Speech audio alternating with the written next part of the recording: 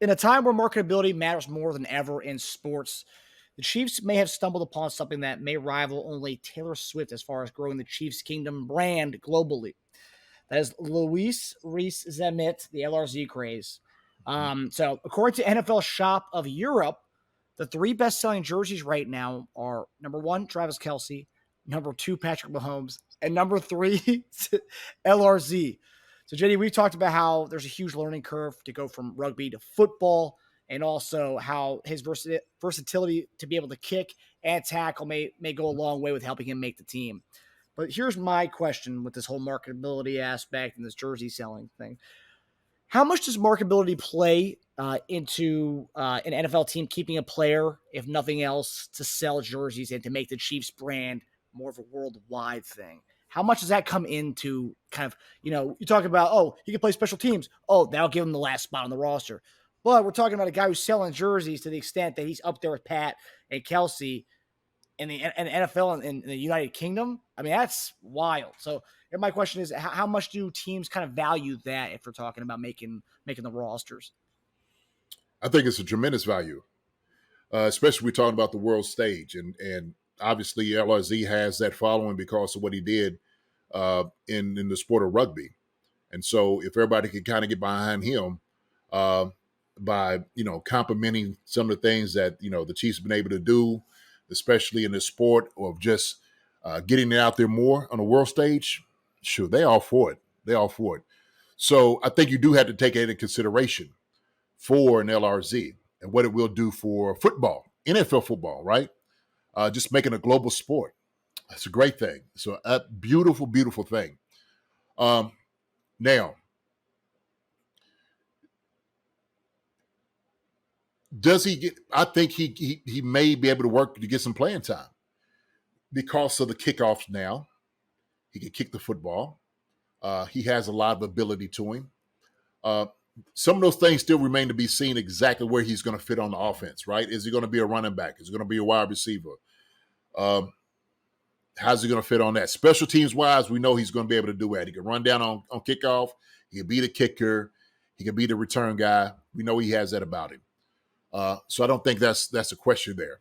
Okay, it's all the other things, right, that we see kind of the raw ability that he has to adjust to, right? We were watching how he was catching the ball out of the backfield. When guys play for a number of years, you just got to get some of those things down. The wiggle knee hips, how to open up. That's going to take some time for LRZ. It's just going to take some time. It's a different thing. It really is. So, we can't downplay that. But he's athletic. He'll get it. He'll get it. It's going to take some time. Jet sweeps, Newt, maybe, possibly. We got better guys to do jet sweeps than LRZ. But if you want to throw a wrinkle in where LRZ, he can definitely do that. I can see Andy doing that, like, hey, LRZ, get in for this. Let's do a jet sweep with him. So, with pads on, I want to see how his escapability is. Can he make guys miss? And I'm not talking about he make guys miss in rugby, but can he make guys miss in the NFL? That's a whole different thing.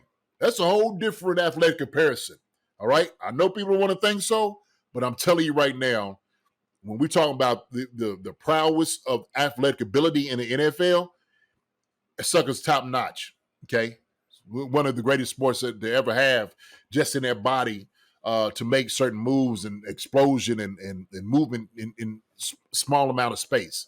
So that's going to be different. That's going to be different. And we'll know with pads on. We'll see how it's going to look. Do I think he can do it? Sure. He'll get there.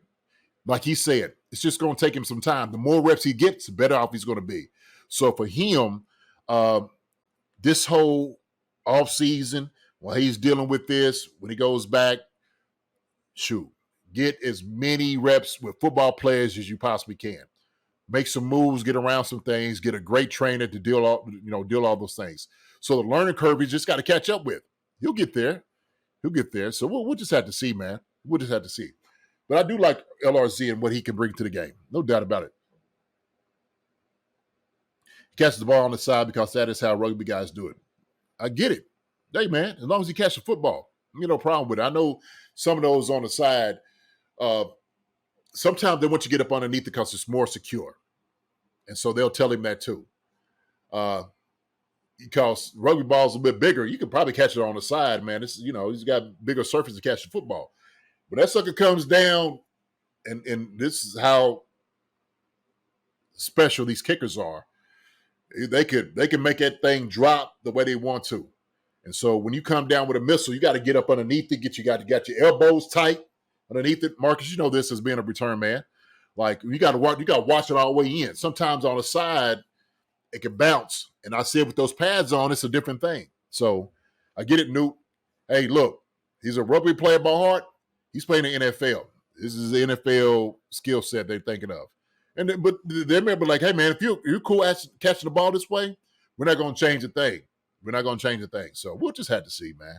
We have to see. I just know when you go through it, certain coaches are like, hey, look, we'd rather catch it this way as opposed to that. But if you're more comfortable catching this way, fine.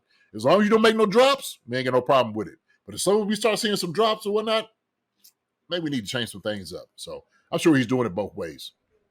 Have you ever seen anything like this before, where it's a guy that like they're testing it out and it's like, because we've seen this before where like teams have brought in like rugby players, guys from like other sports, Yeah, and they may not have been like in their prime.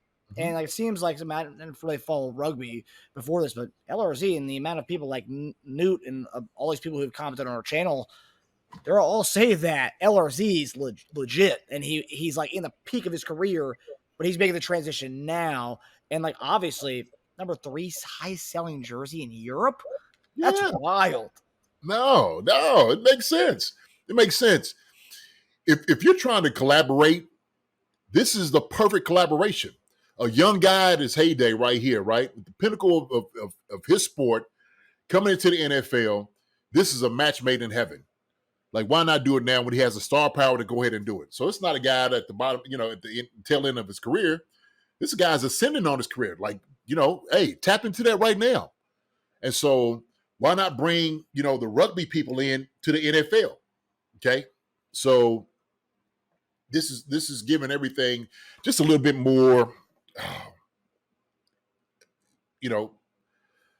panache, if you will, right? Because that's what people want to see. They want to see that. And so we want them to be NFL football fans. We want you to be fans, right? Bring this guy in. Jordan Mailata. Yeah, Mailata used to play, I think, a rugby guy. Yeah, but I'm talking about for the fact that Hain and Mailata weren't the high selling jerseys in Europe. I mean, this guy is doing something that hasn't really been. I mean, it hasn't seen before. This guy's never been on the plane. This guy's never been on a playing field before. I mean, who knows? I mean, he may not be number 9 when the season rolls around. He may not even make the team. But the fact that right now his jersey is number 3 selling jersey behind our guys, Pat, Kelce, and Pat. I think it's just crazy in a really cool way, obviously. Well, we've seen what Taylor Swift with the whole Taylor Swift and Travis Kelce getting together, that we got a whole different fan base of Swifties becoming NFL fans. They wanted to learn about the game and the rules and what things mean, and I'm all for it. Anything that can market and produce more fans for the NFL, I'm all for it, man. For a game that I love, I think this is something that was important to do. I really do. The Chiefs, being Super Bowl champs, gave them even a bigger platform to make those things happen, right? Because people want to learn a little bit about rugby too. So I've been watching some of the videos on, LRZ, some of the things he's been doing. It's good. It's good for everybody. You're gonna become a rugby fan, JD? You're gonna go watch the Welsh team that he came from? Well, I tell you what. So I had a friend here that I used to hang out with, acquaintance, and he was a rugby guy. And we would kind of talk about these things all the time, about the NFL and rugby and how it was different and whatnot. And obviously, I stayed on the table for the NFL. He's staying on the table for football or for rugby. But we would have these conversations. He said, he would come out and try, football every once in a while. But he was slowly becoming a fan, and I would watch a little bit of the rugby too. So, of course, the blacks and things that you see, the one well-known teams, like, I would watch some things they do. So I'd love watching a nice rugby game. Yeah, of course. Yeah, I just think so. At the end of the day, when we talk about I guess because he's got high potential. He's an athlete, and you talk about the potential aspect. He may not be there yet as another fringe guy on the roster, but the fact that he has the marketability aspect, he can grow the brand. I think those are things that if he is on the fringe of the bubble, I think he's gonna get it every time just because of that aspect that Yeah. another guy's on the cusp may not have that edge. No, of course. No, I think you do take into consideration what he brings to the table, and you should. I think you should. Um, is that with? Well, this kind of goes. We're talking about earlier with the Caitlin Clark thing. Exactly. Right? Do you leave her out because she didn't quite earn it, or she's not better than some of the other people who have numbers out there, or you put her on because she has been somebody who has brought a whole different fan base to what you're doing, right? And I think you can make an argument for either one. I really do. So it's if they do keep him, if he is a bubble guy and they do keep him, and this is obviously helps him, but it's us embracing that kind of globalization of like furthering the sport, furthering Chiefs Kingdom, furthering the NFL, and then at the same time, with the USA basketball, maybe they should bring Kayla Clark on, even if she's a 12th man. Embrace it, embrace the new people coming to the sport. Kind of embracing that aspect of it. So that's what you believe, bringing Caitlin Clark. Do you agree with bringing Caitlin Clark on the team? Yeah, I think so. Because I mean, like I said, I hadn't watched. I didn't watch WNBA that much, and and it's not just her. It is the impact. Like last Sunday, Chicago played the Indiana team, so it was Angel Reese versus it was the rematch again. Right. I watched that thing. I was glued to it. I watched the Washington Mystics earlier against Indiana. So it's bringing people into watching a little bit more because it's not that she's like someone we've never seen before. It's just that the same element that Steph Curry has for basketball. It's like, oh, you want to watch that Steph Curry game because you want to see a guy, pull up from half court and knock down a three. She kind of adds that element to it. There's not that excitement. I mean, I'm sure there's some people who can do that, but like there's different players in the league, but not a lot of them have that kind of Steph Curry like range that she has where she can just come up half court and just knock down a three. It's just she brings a little bit different excitement like the Steph Curry brought. Steph Curry isn't better than LeBron, but the excitement level, I'd say it's on par. Maybe depending on what kind of basketball you like, that could be on par to it. And I think USA basketball would have been for the women's basketball would have been wise to kind of embrace that by even adding her as a 12th man. She didn't have to play, but adding her as a 12th, embracing that. If the Chiefs do keep LRZ, embrace it, embrace the globalization of the sport. So you believe in marketability as opposed to merit? I think there's a combination of it because my whole thing is, for example, if LRC's on the cusp with another player, but it's kind of like right there. LRC may be a little bit below the guy, but LRC's got potential. This is his first offseason playing football. But you add in the fact that entire Europe, you got a bunch of Newt Rockneys want this guy to make the team, and he's the number 3 selling jersey. That's gonna add to it because think about the Caitlin Clark USA jersey sales. Those would go up big time. Everyone would be buying those jerseys. So, no, hey, look, I agree with you. I think you had to make a case either way, right? I think when you start looking at it, and all the people that were hurt on either side of the conversation, right, it was like, oh wait a minute, hold on, who does she replace? And it's like, okay, let's take into consideration what she does bring to the table besides this. And they start talking about, Taurasi, well, her numbers wasn't better than the Caitlin Clark, but she's a legacy player. Okay, this could be her last, Olympic team. What do you do about that then? So those are always the questions. How it works. I know because it's not funny, but what you do see is sometimes when people make these arguments, some people that make arguments always want to talk about merit in other cases. This is the consideration. And then, of course, somebody's like, well, shoot, you shouldn't let her on because she doesn't have better numbers. Well, we know she's helped drive up some of the, the viewership of the WNBA. How do you leave that off? So I think there is there's a without a doubt, there's a solution. So Yeah. they should be able to do that. So Yeah. I agree with you. Yeah, when I was looking at the topics this week, and I saw that the this whole Europe thing, I was, you know what? Because when you bring up the Kayla Clark thing, that was exactly my mind with this whole marketability being the topic of top of mind for a lot of people right now with that situation. It's like, yeah, it's very similar in that. Do you embrace that, or do you say no, merit this guy? I mean, is better than him right now at this moment. Go with that guy, or you say no, let's bank on the potential, and then the potential, the money that you're going to get from NFL, the Europeans over there, the Chiefs Kingdom over there in Europe. Hey man, that's what it's all about. Somebody said it's a business. It is a business. NFL is all about business and making money. So NFL are a business, and LRZ is a good marketing idea for sure, for sure. I think they agree with that. You don't want to cut a guy if it's okay. He's on the cusp. I'm like, no, like he doesn't count. Like you said, they don't count against the roster for sure. So why would you want to get rid of a guy like that? Like you could keep him over here. My question is this is this his decision just to go ahead and he's going to play professional football if he makes it? He's going to make a career change? Is that what he said? I don't know. So I'm just asking this question. So if anybody knows that, has he said like, no, I'm gonna make football my priority. I'm done with rugby. This is what I'm gonna do. So has he had that conversation yet? I don't know if he has or not. I mean, I have to assume that all of his efforts are going to be going to football right now, and if it doesn't work out, he'll probably go back to rugby. But I have to imagine he's not even giving an inch saying it's not going to work out, because once you had a little cloud of doubt in there, it's like I'm going to try this. I'm going to try this out, but I feel like he's going all in with it. And well, I mean, shoot, become a superstar in two different sports. Why not? Yeah. I don't. What was he making over there, as far as like money wise? Oof.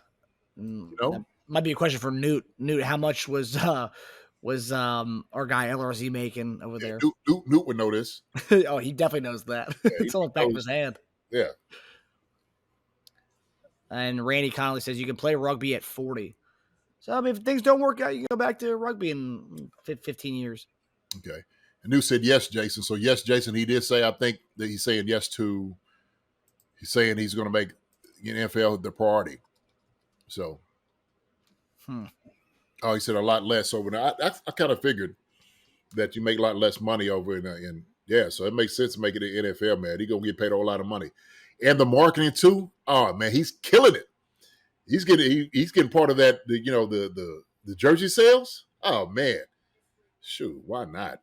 Why not? Good for him. Good for him.